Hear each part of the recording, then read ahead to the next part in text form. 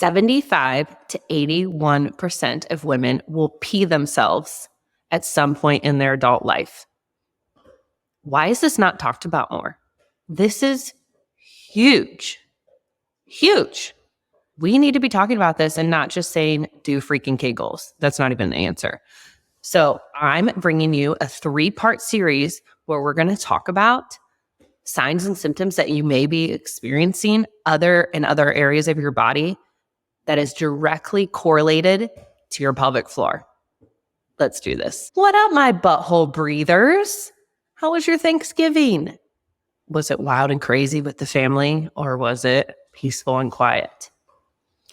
Well, ours, we just moved like right before Thanksgiving. And as you can see, if you're watching on YouTube, you're going to actually want to head over there to watch this episode because I want to show you the house right now. I want to show you the chair I'm sitting in. It's a camping chair. A fold out because we don't have a couch or furniture or mattress. We did get a mattress. I was sleeping on an air mattress for a while, but yeah. So there's the good one. Here's one of my husband's hunting chairs. Here's another one. I know we're fancy up in here, huh? Yes. So this one I'm sitting in is actually like a fold out rocker chair. Like you can rock in it. It's pretty comfortable. And then I just have my sauna chair with the computer propped on it because we always show up and do the damn thing, even if it's not ideal conditions. And I know you probably moved too and you understand what a shit show it is. Hopefully we're crossing our fingers. The couch comes this week.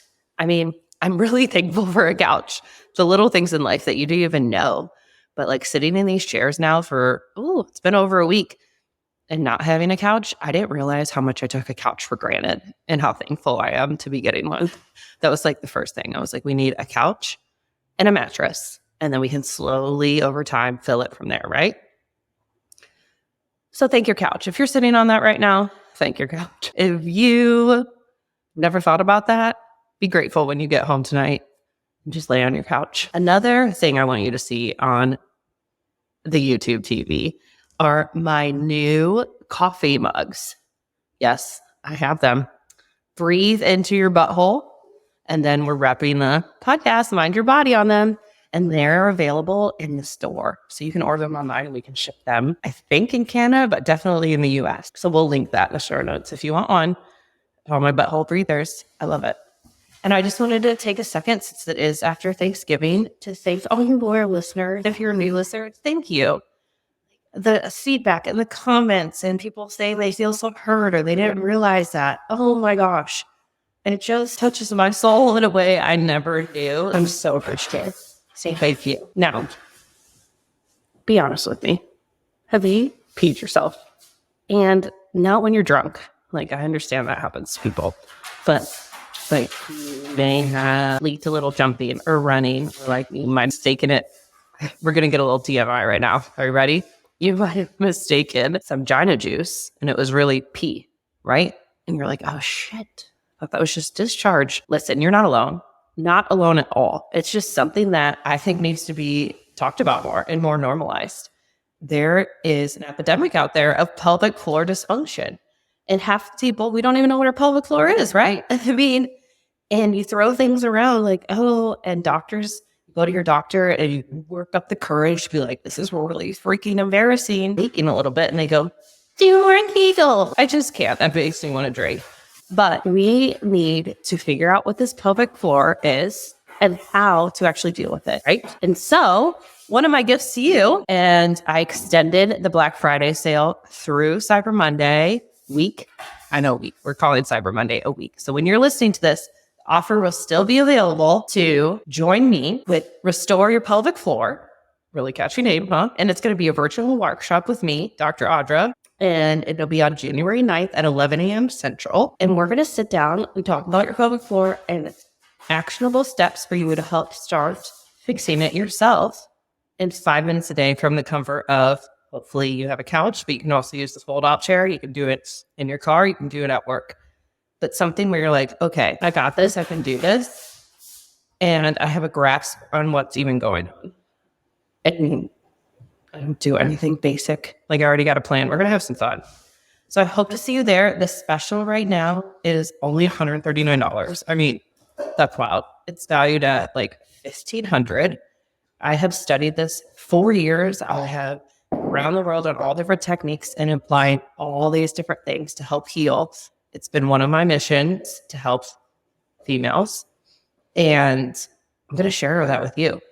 And it's just so much more than basic stuff and basic things you hear, but we got to loop stuff together and have an understanding of, oh, wow, this makes sense. This is what's going on. Once again, the link will be in the show notes. Please register for Restore Your Pelvic Floor. We're going to hang out and have lots of fun. Today in the series of 3 symptoms you didn't know were connected to your pelvic floor, we're going to talk about one today. And this one, I didn't know which one to start with, but this one really shocks people. Do you experience GERD or acid reflux or nauseousness, or maybe you randomly puke and you're not pregnant? Yeah, that's connected to your pelvic floor function. And if your pelvic floor is not functioning correctly, you're more likely to experience this. Also, shout out to Hayward. He wanted to be a guest today.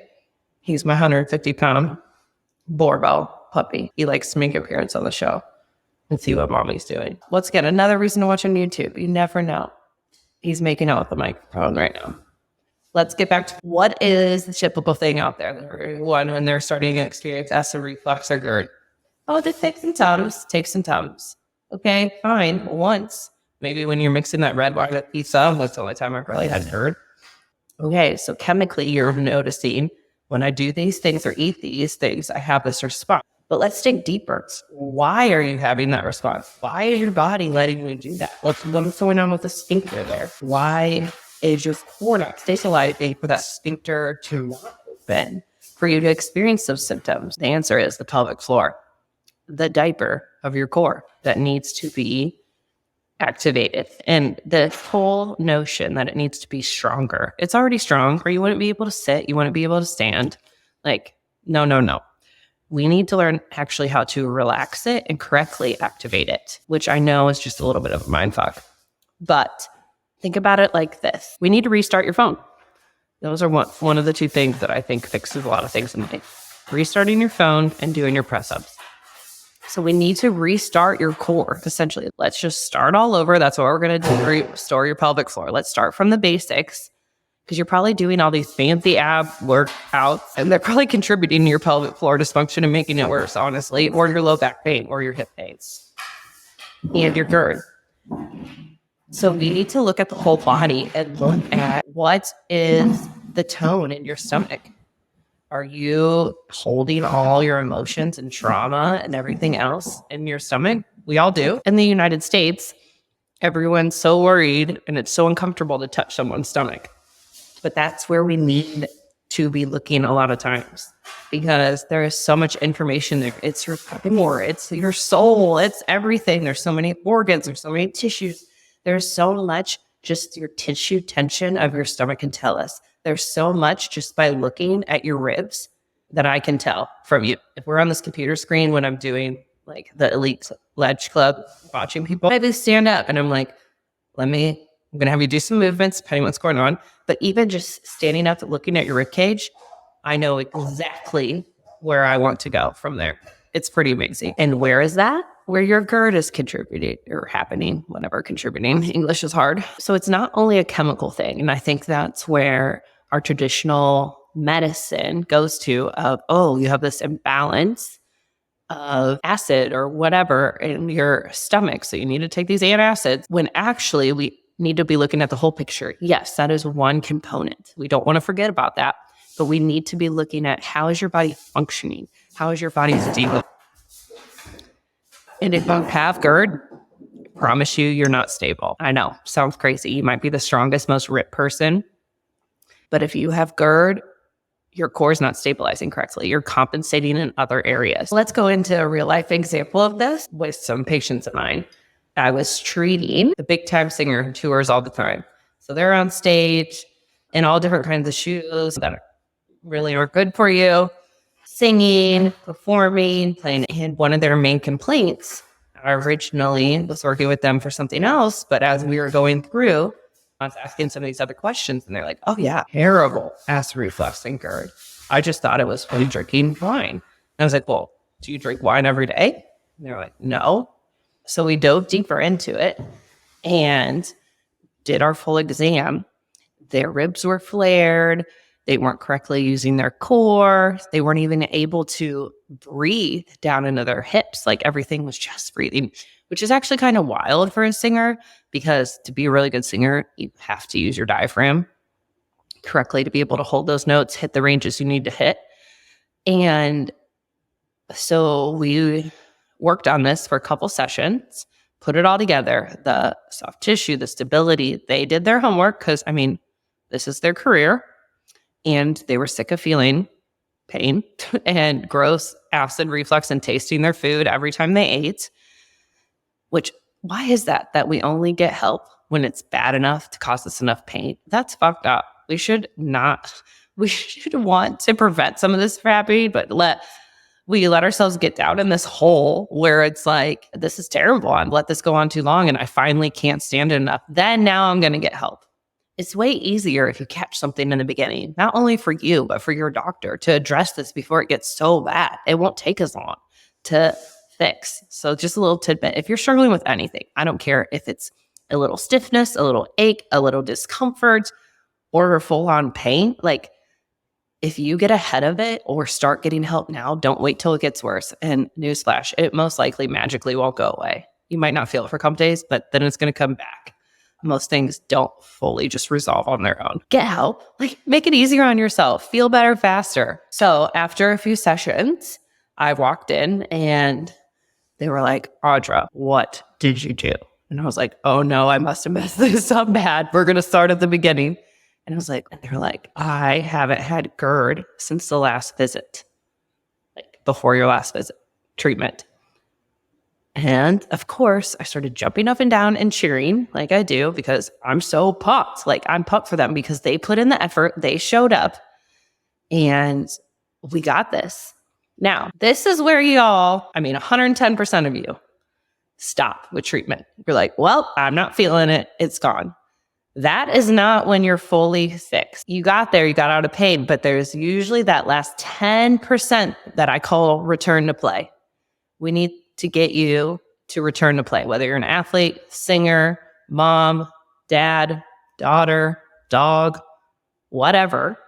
We need to get you to in that return to play section in the game of life. So we really need to work on that stability component, because even though the pain may be gone or what you're experiencing, that doesn't mean you're out of the woods yet. Like, we still got another quarter to play through, right? We actually need to bring it full circle and get it integrated into the global pattern. So your brain knows how to utilize this new pattern and utilize the correct muscles, tissue, breathing without going back into the compensatory patterns that cause you to have whatever issue in the first place.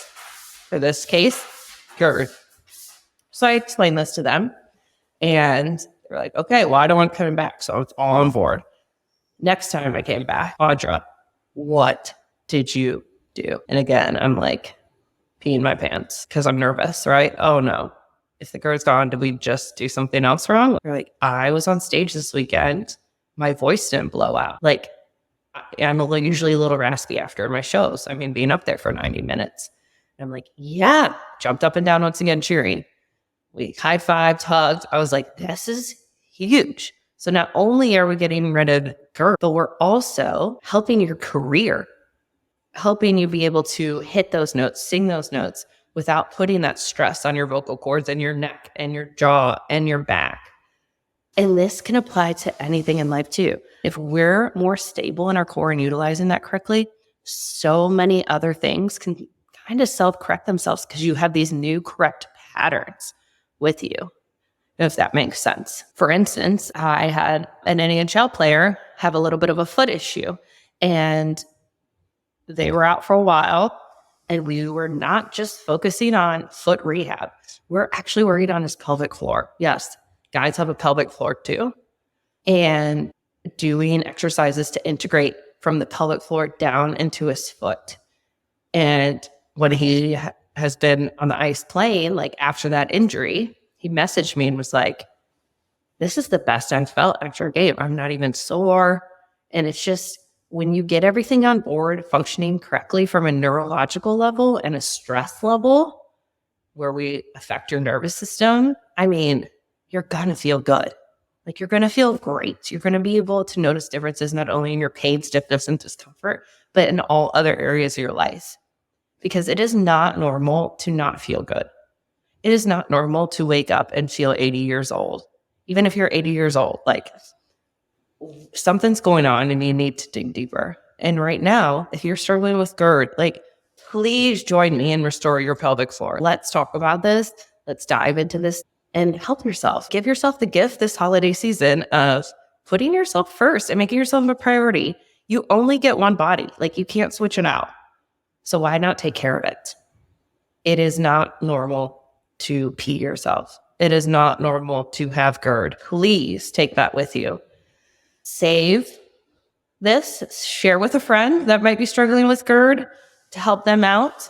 Tap the 5 stars, leave a 5-star review so I know that you guys are liking this and want me to dig in even more going forward. But next week will be part 2 of the series of another sign and symptom that you may have not known is connected to your pelvic floor.